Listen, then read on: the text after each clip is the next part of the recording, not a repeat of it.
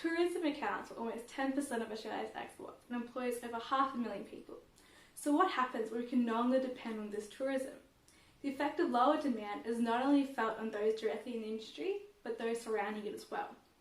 Businesses such as cafes, restaurants and bars who capitalise on this local demand will face large profit losses and as a result will have to cut staff. Indirectly, the suppliers for these businesses will also face large revenue losses. This loss of unemployment will heavily impact those in local areas, as other employment opportunities may not be available in a global pandemic.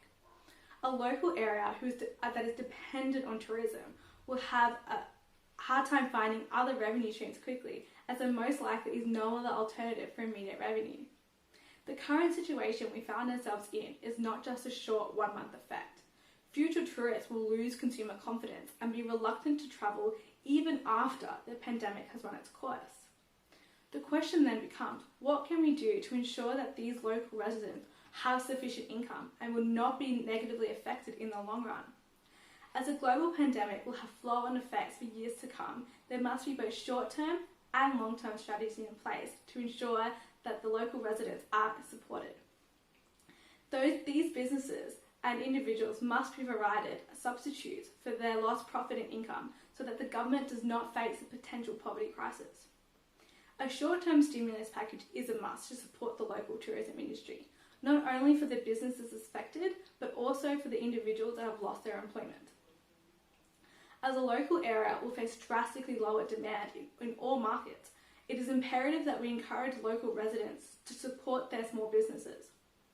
However, these strategies are only there to mitigate the short-term effects. It is imperative that in the long term, demand will return to its regular market so that tourism can recover. The long-term strategy will mainly evolve around promotional advertising campaigns that will encourage consumer confidence back into the tourism market.